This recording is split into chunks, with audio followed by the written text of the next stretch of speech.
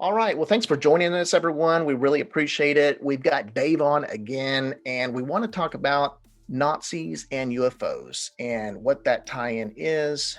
And I want to give a little bit of background, specifically World War II, and what we found when the military, after World War II, sent a fleet of military might down to Antarctica. Dave, you've got extensive knowledge in aviation, aircraft, military craft, and have studied extensively the UFO phenomenon. And there's a history about UFOs that I think is important to touch upon. You know, we always talk about this, the Tic Tac video now, pilots coming out saying this is what they saw.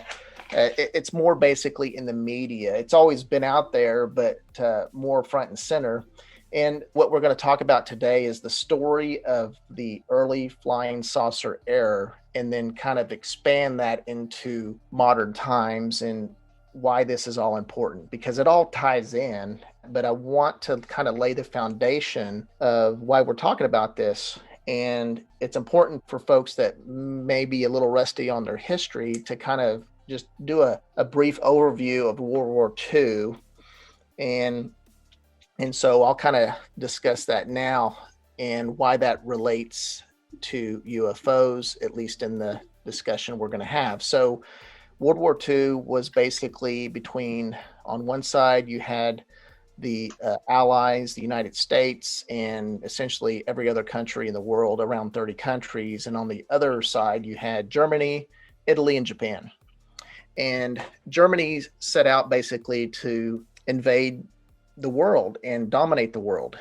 You know, Hitler was, of course, at the top of this movement to kill anything in his way that precluded them from obtaining their global mission to dominate everything. And so World War II is generally considered to have begun on September 1st of 1939 with the invasion of Poland by Germany. And the United States, of course, didn't get into it until we were attacked by Japan, Pearl Harbor, in December of 1941. And so what happened, if we kind of fast forward into the end of that, as we know, we were fortunately successful in defeating Germany, Japan, and Italy. But it concluded with the invasion of Germany by the Western Allies and the Soviet Union, culminating in the capture of Berlin. So after the war, we were intrigued because when we went into Germany and defeated the Germans, we found prototypes of crafts that we had never seen before. We then, I guess, got information that a lot of the technology that the Germans had was shuttled down to Antarctica. We actually had a mission. The U.S. had an operation called Operation High Jump, and it was basically deemed the greatest polar expedition in history. And that's what the major media portrayed it to be, was this scientific exploration. But yet somehow this exploration required thousands of men and several battleships, helicopters, sailors who learned dog sled management. I mean, it was a major military operation, all in the name of science, which to me sounds fishy. But they went through the Panama Canal, and when they got to Antarctica, they found things that they never suspected, and they did find the Germans. And what the Germans had was very eye-opening and a big surprise to the U.S. And so, Dave, I appreciate you being on here again to kind of share what you know about the UFO phenomenon and how it relates to the Nazis. If you would touch upon those points about what you know. Okay.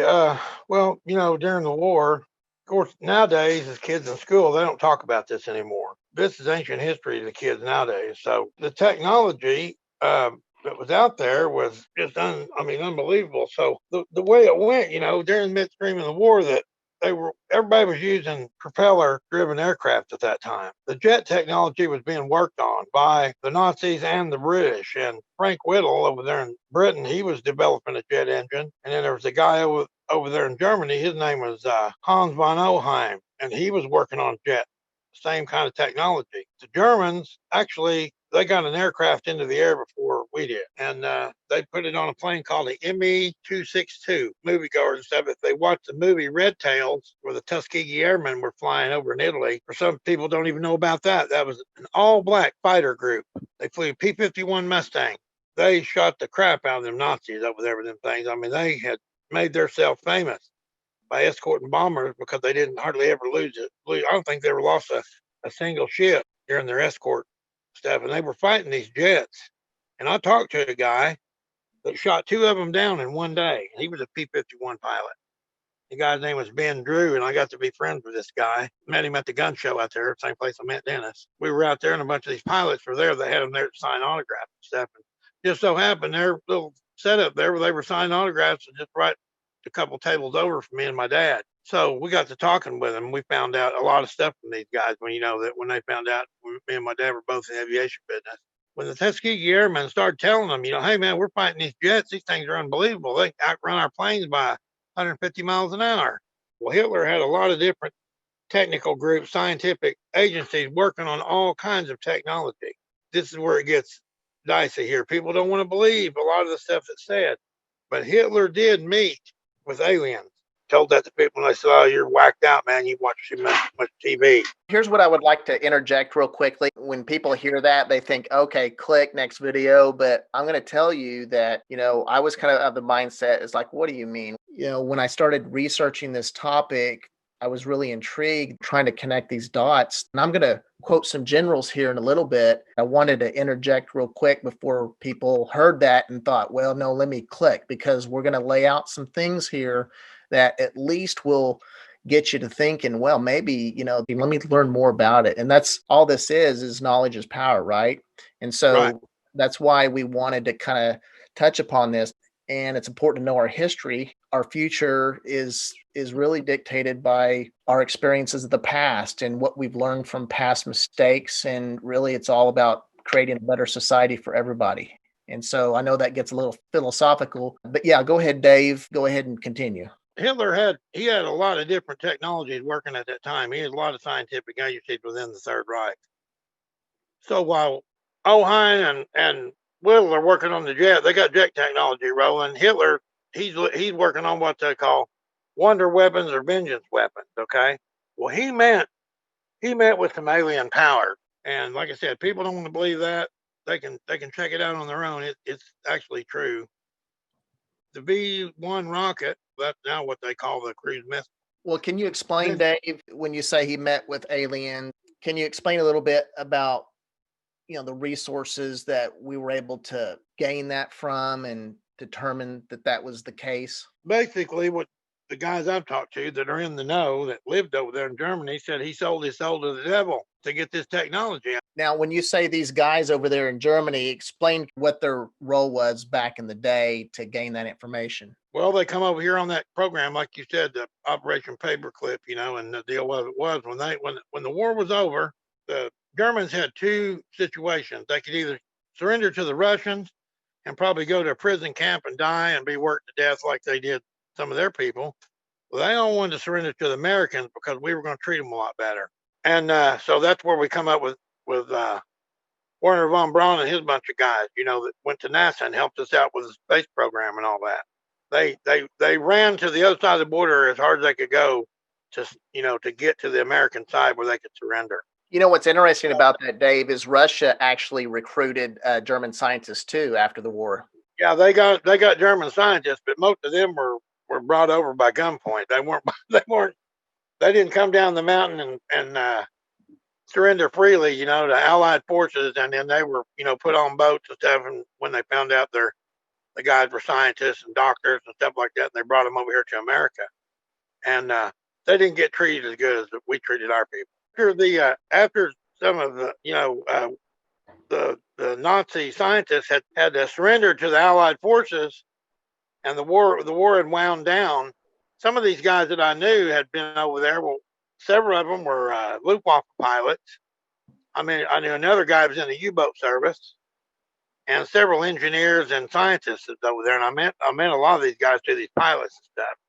And one of the guys that I met was friends with this guy till he passed away. His name was Fort Petzler. and people can look him up on the internet. He's a Luftwaffe ace, and he knew, Adolf Gahlen, which is the general of the Luftwaffe.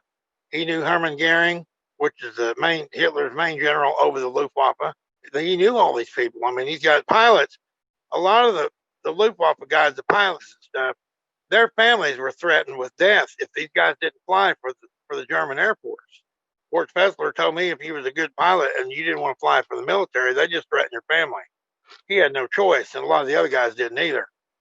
So, they weren't doing this this wasn't something they wanted to do, but they had a gun to their head. So the technology, he was searching for, anything and everything he could to win the war.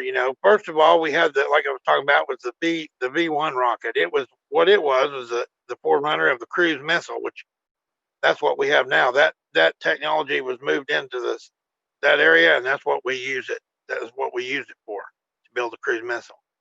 Okay, the next weapon they had was the V2 rocket. That was the first vehicle, the first rocket missile ever designed to go outside the Earth's atmosphere. And it worked off a set of gyros and off the magnetic curvature of the Earth. The missile was fired. It went up into the atmosphere, and then made the arc come back down. It would land over in Britain or wherever and explode. And it, carried a 1-ton warhead. So it was the forerunner of the ICBM, intercontinental ballistic missile. Right. So Hitler had these B-2s sitting all over the place, and the rocket base was at a place called Peenemünde, and they tried to hide it it's over there on the coast of the continent somewhere. The Allies found out about it, so they bombed the hell out of the place, and they put it underground, put a lot of it underground, but they still took it out of commission. But after the war, they went in, and we had what we call recovery teams or inspection teams, and Eisenhower, he sent just thousands of guys all over Germany with trucks and equipment to latch on to that Nazi technology. And they hauled this stuff back. It captured, I don't know how many of those B-2 rocket complete missiles and parts and everything, then brought them back to White Sands in Mexico. And that's how von Braun and his boys developed, the ballistic missile program and the space program here for America. And because he was the head scientist on that. So, we had guys working for good here, but they still looked down on because they were Nazis, So, Fort Fessler told me, I asked him directly. I said, hey, man, I said, just give me the skinny on this. I said, what do you know about this UFO business over there? He said, oh, they're real, Dave. He said, they're real. He said, we saw them flying. Remind me, Dave, of his involvement and his role in the German military. Okay. All right. I'll tell you. Okay. Horst Fessler, when I met him, I became friends with the guy. He was an old man then, but he liked me because I was up on the military aircraft and stuff and been around all that. So I got in with these guys and was talking to him, and I asked him about that. He was an ME-109 pilot, and he flew a Focke-Wulf 190. And those were two of the main, that was the main workhorse aircraft for the German Luftwaffe, and they were piston driven.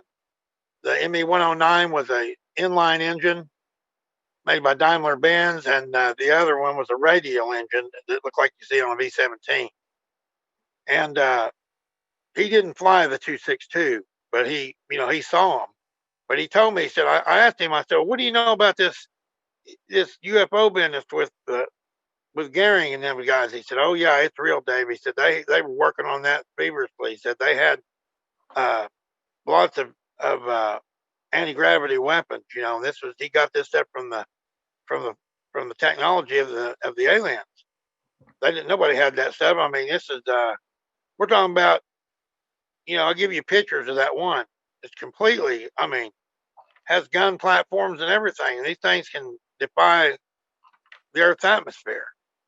Now, Dave, was real quick with this gentleman that you spoke with. Was he part of the group that was involved with Operation Paperclip? Yeah, I never asked him that. He worked for several aircraft agencies. He was an engineer. So he worked for Boeing and Northrop and places like that. And he was a technical consultant for Raytheon when I met him before, the years before he passed away, and which is up here in Wichita. He was a fantastic guy to talk to, a real nice guy. But he was a very, very smart engineer.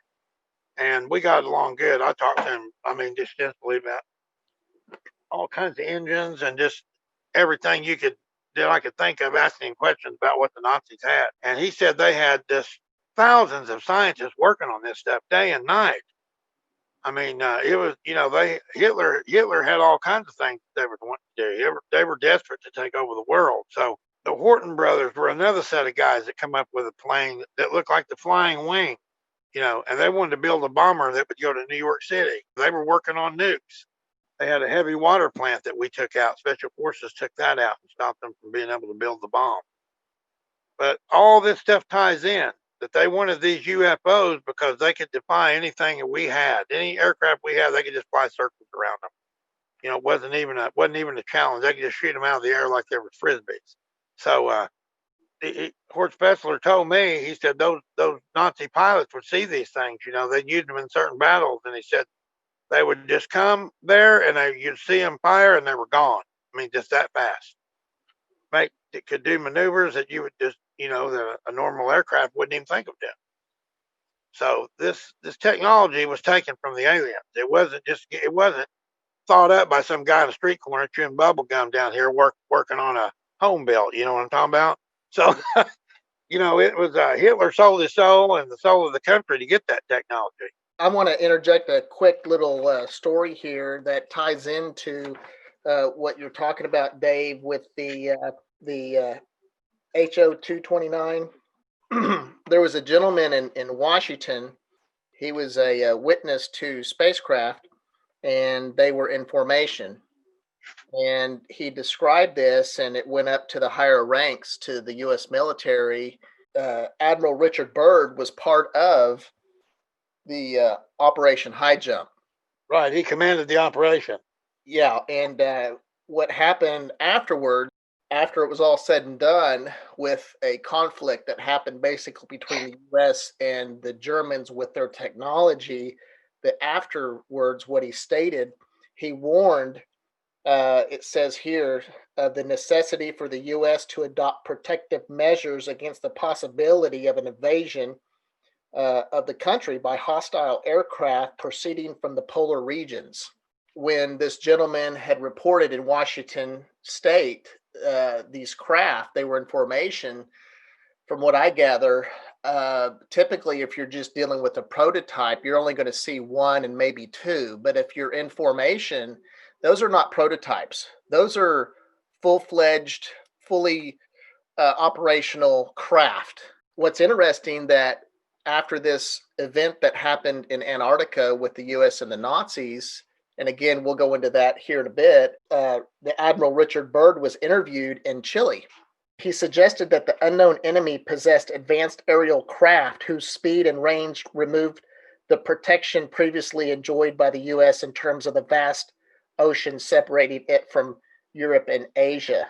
It's very interesting that this gentleman I talked about earlier in Washington who had this sighting of this craft, it was very similar to the saucer-like disc that bared resemblance to the unique jet aircraft developed for Nazi Germany by the two brothers, Rimar and Walter Horton. And I'll put a picture of that in the video here. Okay, that was what that was going to be, was a mid-level, high-speed attack penetrating bomber. The idea was what they're going to do was get it high enough where they could skip it off the Earth's atmosphere, just outside the edge of flying as high as they could go, and then bring it in mid-level, and then come outside the target zone and drop a nuke, and then be able to recover and get out before it went off. Oh, okay. That was the idea. Well, they built that small plane. Hitler wanted a big one. He wanted a huge bomber, that would do that. That's what they were working on, trying to get all. I mean, all this stuff is going on simultaneously all over the country. Right. There's hundreds and hundreds of laboratories and different aircraft facilities working on all kinds of technology. Victor Schallenberger, he's the one that run the UFO program for Hitler, and they were experimenting in laboratories with anti-gravity vehicles inside those laboratories. That was small scale one before they got it to the big one. And so they were working on this when the war started. I mean, right during the war started, Hitler had these guys working on this stuff. They just didn't get it in 30 minutes. What's interesting, Dave, about the that HO 229, the German craft, there's actually a craft right now displayed to the public in the Smithsonian. They have that. It's what was it, a V3? It was a prototype of the HO 229, and it's at the Smithsonian National Air and Space Museum restorative facility. And it's also what's thought to be the basics or the basis of the design for the B-2 stealth bomber. If you look at, Exactly. there's a lot of similarities there, isn't there? Yeah. Well, see, Jack Northorpe, he was working on a design. If you look in these old movies, you'll see it too. And it was an actual flying plane. It was a flying wing. The first one was a rear engine push type airplane, and it was a turboprop. Was the first one, and the second one had jet engines on it. It was a flying wing developed by Jack Northorpe. And when the B 2 bomber came about, Jack was an old man then. He was sitting in a wheelchair at his house, and the engineers from Lockheed Martin come in and opened up a box and give him a model of the B 2 and said, "Well, this is what you helped build right here." So So we were working on the same thing. I think they got that technology about the same time, but what they did was they married the two together that the Nazis had and what Jack was working on. The deal is, let's go back just a second and talk about what Admiral Byrd saw in Antarctica. yeah, absolutely. They sent what they call a complete flotilla down there. That's like you said, 4 or 5 big battleships, an aircraft carrier for over 4,000 men, all kinds of some of our best weapons and everything that we had at the time. And when they got into it with the Nazis down there, they told them that they shot they shot every airplane we had out of the air in 30 minutes. We didn't take any of theirs out because they were using those flying saucers. They took them completely out of the sky. It wasn't even a battle. I mean, you consider it to be a battle. It was just they had to tuck tail and come home. Yeah, You we couldn't know, even get through the ice. There were several submarines and a lot of our ships that just got stuck.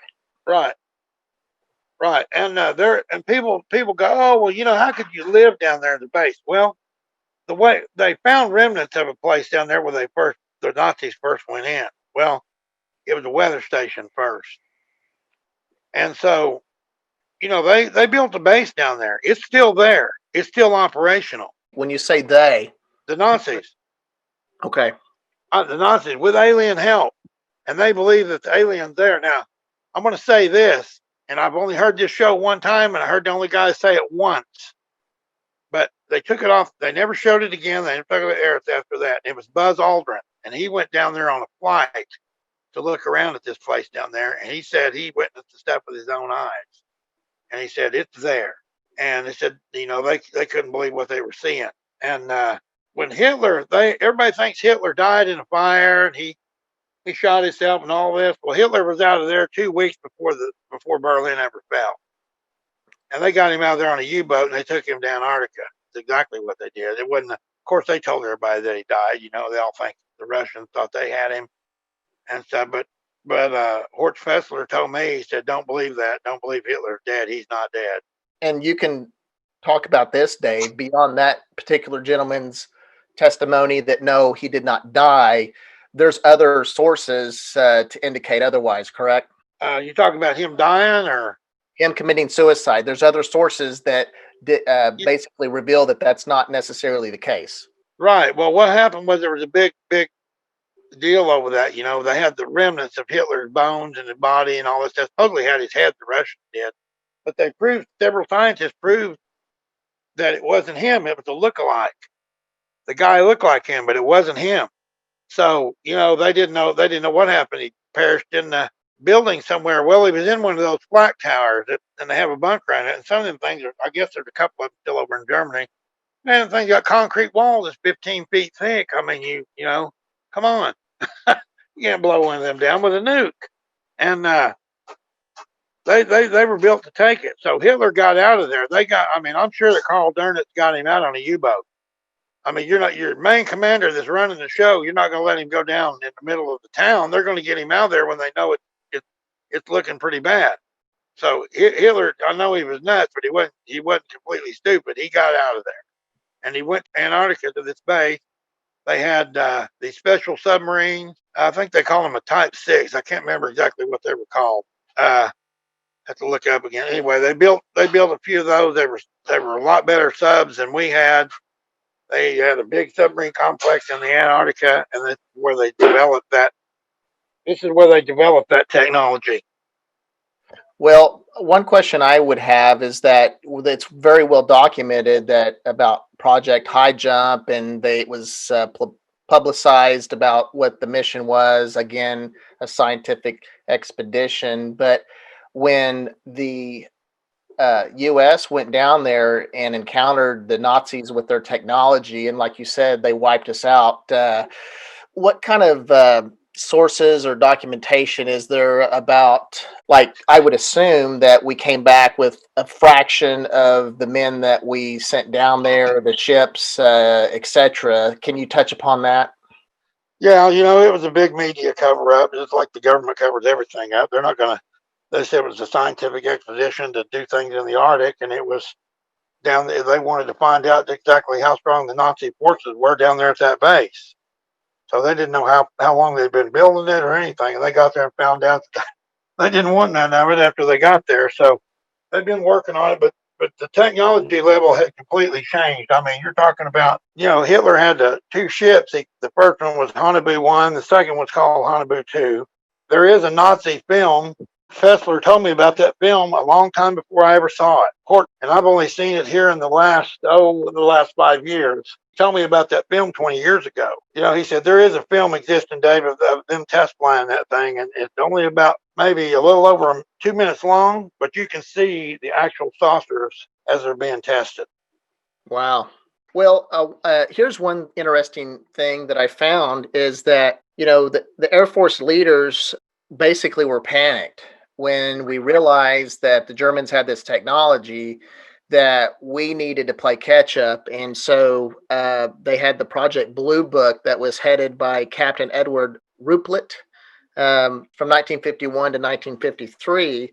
From what I gathered, the vast majority of Air Force officers, and fast forwarded to the early 50s, they weren't really aware of a lot of what went on in Antarctica because of just the compartmentalization of things.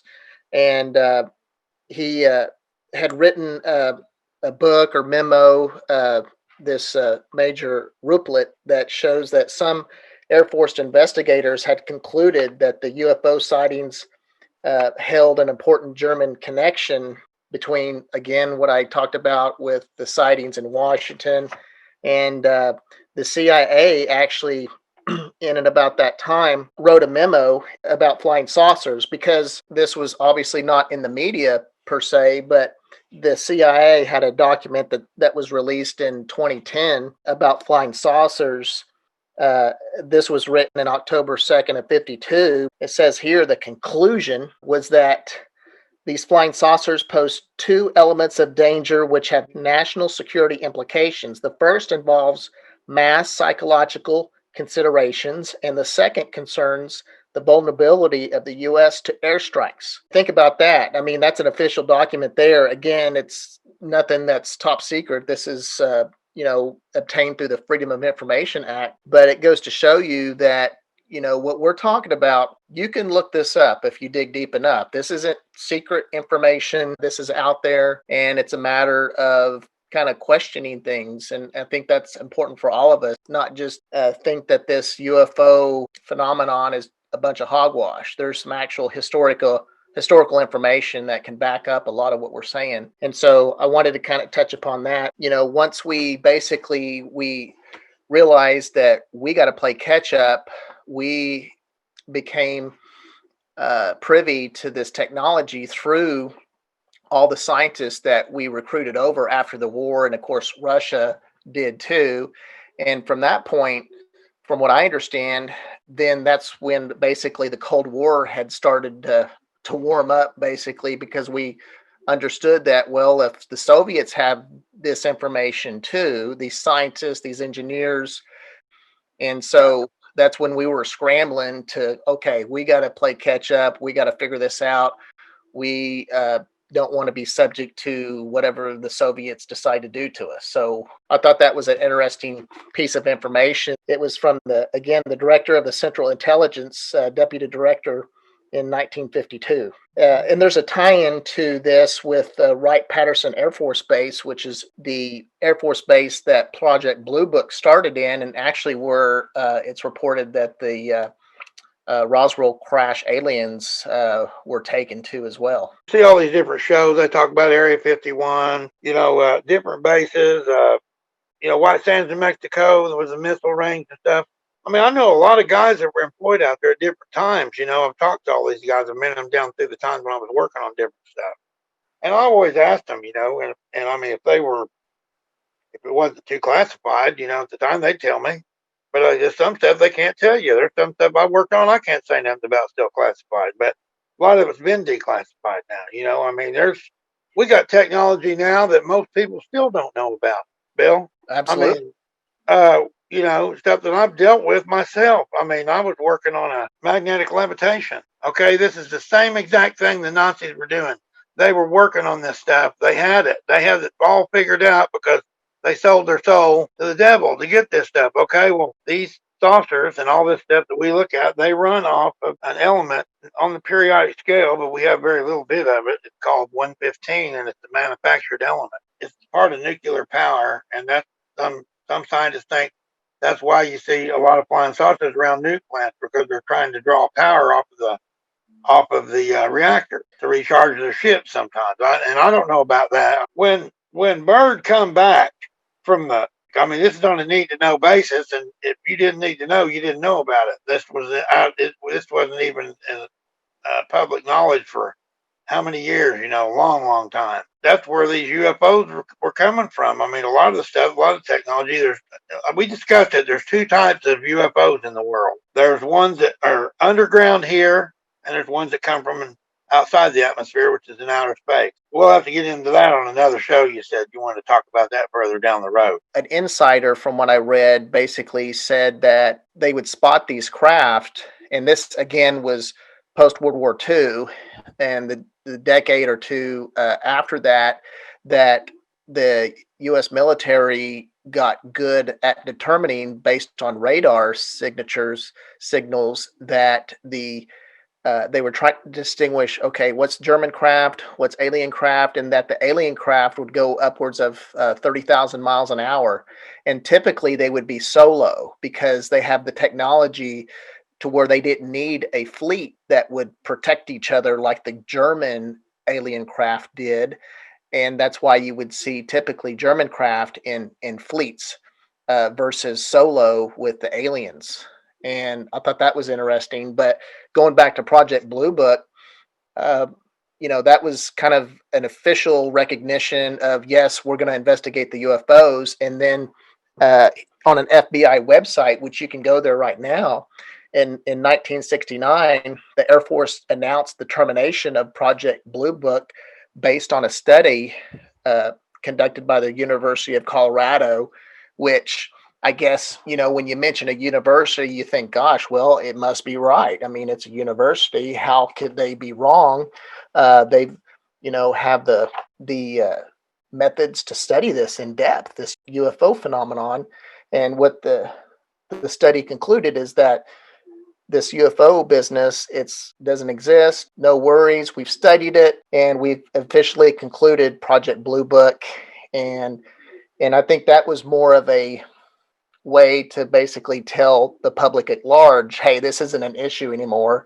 Let's kind of get this out of the public eye, when in fact we know now, here just a few years ago, that we actually have been studying this all the while. It goes back to just misinformation. It goes back to cover up. Really, there's a lot of pieces to this puzzle. Again, go back and search for yourself. It's out there, and like you said, Dave, you'd have to have volumes of information, it seems like, to understand this, but there's enough information out there to kind of put the major dots together to say, here's the main structure, and we're still learning more, obviously. Well, all this is going on back to the war and stuff. When they were dwindling down, they knew that when Germany knew they were going to lose, like I said, they got Hitler out of there, but they had all this stuff set up, and they already had it in Antarctica. Aircraft that were flying were these UFOs, because Germany didn't have they didn't have a way to make gasoline anymore. They didn't even have enough gas to get a squadron of ME-109s off the ground to come up and meet the B-17. Squeezed them down that hard to where they didn't have anything left. So basically we just took their way to make war out from under them. We just took everything away from them. And but they have this technology, and that's why they moved it all. They got it out of there, far away from there, because they knew the only chance they had of rebuilding everything and getting it set up to where they could get it to where they were being penetrable was to get it to the Arctic. So that's what they did. They moved all the high-tech stuff there. Are there multiple witnesses, Dave, that going back to the alleged suicide of Hitler that actually folks say otherwise? Are there multiple witnesses specific to that? I mean, what kind of evidence do we have of that being the case, that he actually did not commit suicide and he fled to another place on the planet, Antarctica, etc.? Well, there's been several German guys that were up in the Third Reich that said that they got him out of there, and the Nazis, were trying to get him set up. The chain of command, what it was going to be, it was going to be Himmler was supposed to be the one to take over. Well, Himmler, Hitler took his sauce out from under him. He was basically a nobody. Right before the war ended, he killed himself because he'd lost everything, and they were going to kill him anyway because he was the final solution inventor. He was the one that did all the bad stuff to the Jewish people and everything. So Hitler, he just basically took all of his credentials away. And so the person that was going to run the Third Reich at the end was Karl Dönitz. He was a U-boat commander, and he was going to try to make a surrender to the Allies. And of course, Eisenhower said he wasn't having it. It was unconditional. There would be no negotiations. There was going to be anything. Germany would have to surrender, or they'd kill everybody to the last person. That was it. So they gave up and surrendered. But Hitler did not kill himself. He was out of there. Why would a guy that did all of this, have all this technology and a way to escape, shoot himself and jump into a fire and shoot himself? I don't believe him. I don't believe that. I never believed it. You know what I find interesting, Dave? As we know, Hitler created tremendous mass casualties and genocide of the Jewish people. And as we know, Japan was basically on their side. And I wasn't really aware of this, but I didn't realize that really China had their own Holocaust in many ways. It was in Nanking, China, in 1937. The Japanese invaded China again as this pushed for world dominance along with the Germans. And the atrocities they did there is just horrendous. Do you know much about that? Oh, yeah. The Japanese treated the Chinese really bad. You don't even want to know what they really did. They treated our prisoners of war pretty bad. We liberated China just like we did these other countries. And now look at them. Now look at we're almost ready to go to war with these people. Yeah. Yeah. Well, I read here, according to post-war Japanese historian, let's see, there was the authorization of the use of toxic gas 375 times during the Battle of Wuhan in China in 1938. And this was a monumental 4-month long confrontation between the Japanese and Chinese forces. And, multiple casualties on either side. But, a lot of times it's good to kind of step back from this and say, okay, well, you've got this piece of the puzzle and that piece of the puzzle, but essentially what we're talking about are forces of good and evil, right? And it was this. Well, yeah, the whole thing. If you stop and look at it, I mean, if we just drew a line down the center of the page, and we weren't really worried about what the Nazis did or what the Japs did or any of this stuff right this is, and it's just like today, right now, what we're dealing with right now. I lost a good friend over this because I told him this. I said, this isn't a fight against somebody that's a different color or somebody that's a different nationality even. I said, this is a fight against God. I said, these people they hate Jesus Christ. That's all it is. Good against evil. The Nazis were good against evil. They fought on the side of Satan. We fought on the side of Jesus Christ. The Israelis, who do they fight for? They fight for Jesus Christ. all these other countries around them, they fight for Satan because they want to do away with them. And in the Bible it says, any nation that turns its back on Israel will perish. Yep. So all these ungodly things that they did. I think some people just, I'm assuming, when they start thinking, okay, well, yes, we can document these events. We can, Project Blue Books, it's well documented. Project Paperclip, people can look this up, and then people can then draw their own conclusions. But we have to ask ourselves, what's the motivation behind these events and how do they relate to today? And you have to think, regardless of what side you're on, whether you believe that there is a spiritual, religious connection or not, the fact is that these things have happened in the past. It's documented, and obviously we have wars today. And why do we have wars? It's about control. It's about control of a people, of their mindset, of the resources, and that's still strong today. And I think what might be different today is that as much information as we have out there, a lot of times it takes a lot of digging and really not so much sometimes what you find in books, but from witness testimony, which people can think, well, gosh, witness testimony, that's hogwash. Yes, people lie. That's true. But why do we use witness testimony in the court of law? Because we realize that there's a value to it. And as you mentioned, you've talked to this gentleman that was an engineer for the Germans and what he said. And I think that, we get these little slices of information that we need to hold on to and then stack these slices to build this picture that grows and grows as we gain more knowledge to say, wait a minute, there's something more than the fact that this war happened. Why did it happen? Why do we have them now? And what's the backstory to it? I just think it's amazing how if we're doing a scientific expedition to Antarctica, because I think back then, now you could probably do it covertly and you wouldn't even have to advertise it to the media.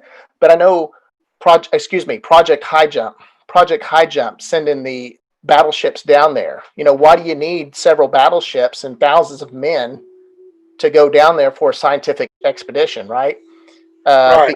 Because we knew that, well, there's technology down there based on what we found when we invaded Germany that we need to investigate. There's something to this.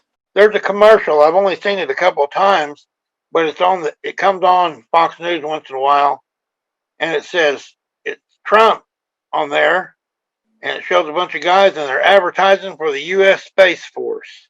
Okay? Yeah. Now, if there wasn't an element outside this atmosphere that we're dealing with aircraft penetrating our airspace, not just U.S., all over the world, okay?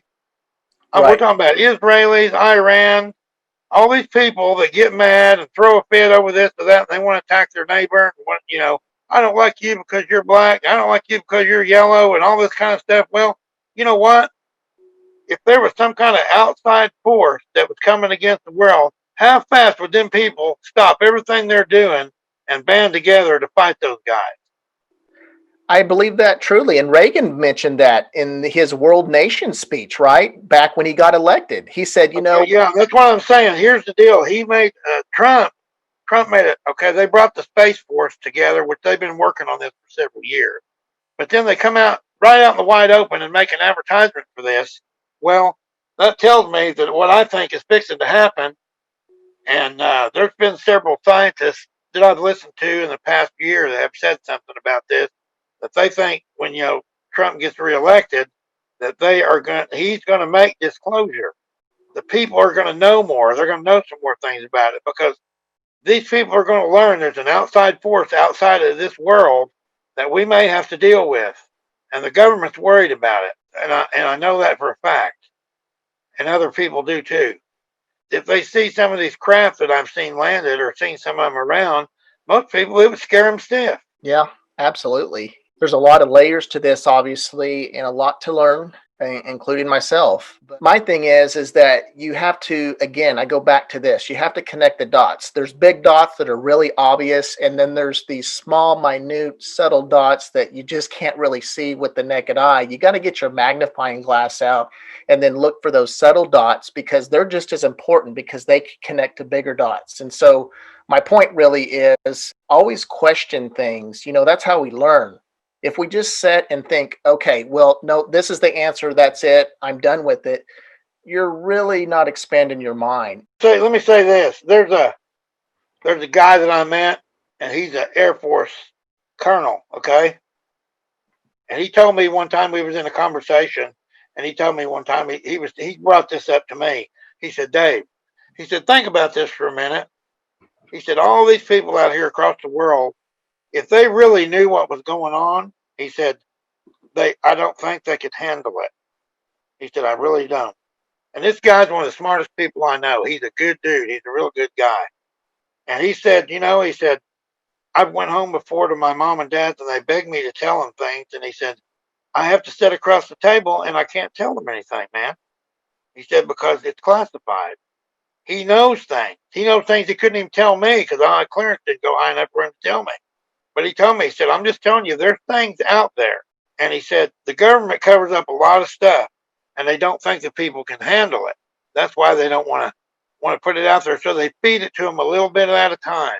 And I think I said this in the last show. We've seen, ever since you and I have been alive, Bill, we've had some kind of a TV show on TV that showed flying saucers. Correct? Right. Even in, Outer Limits, Twilight Zone, all these different shows.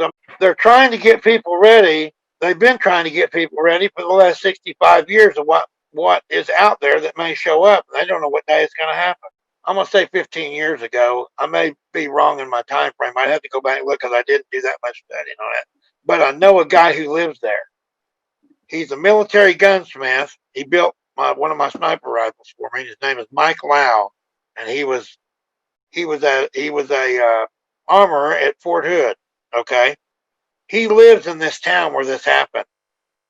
The place is called Stevensville, Texas. Have you ever heard of it? Yeah, I've heard of Stevensville. Yes. All right. There was a UFO event there back sometime years past that was swept under the rug, kinda. There's some information out there about it. Bill, this crap was so big it blacked out the sun. People thought it was nighttime. The street lights came on in town. There was a hunter out in the woods, and they said it looked like somebody just shut the lights off. This thing was a mile wide. Can you believe it? Wow. Yeah. It was a mothership of some kind. Over and over Stevensville, Texas. The Air Force saw it. Radar signature, everything. They scrambled fighters to chase this thing, and by the time they got close to it, just like I said before, when I saw mine, somebody flipped the switch and out of here. Yeah. Well, I'd like to go into that in depth, and I think what would like to do is maybe make a part 2 of this and continue this discussion, because again, there's so much information, so many layers. It's really important, I think, that we understand fully everything we can about this and how it ties into today. And I found a quote here from a Sunday school teacher, and they were lived in the 1920s. But essentially, the quote here says that great numbers of children will be born who understand electronics and atomic power, as well as other forms of energy. They will grow into scientists and engineers of a new age, which has the power to destroy civilization unless we learn to live by spiritual laws. This gentleman lived, let me see here. He died in 1945. It's easy to be a skeptic. If you're going to be a skeptic, then that's fine, as long as what you're criticizing and debunking, you've done your research. Now, certainly everyone's entitled to their opinion, but again, it's all about questioning things, because that's how we grow and learn. We just don't accept. If you just accept it, then you're not using your brain to adequately understand your world around you and why things are the way they are. I'll conclude it with that. But again, I want to thank you, Dave, for sharing the information regarding the Nazis, and we've got more to talk about. I'm excited to dive into this even more. And of course, we're going to be talking about cryptids as well, and so many other things. Again, thank you so much for listening. We appreciate it. Thank you for sharing and subscribing, and have a wonderful day.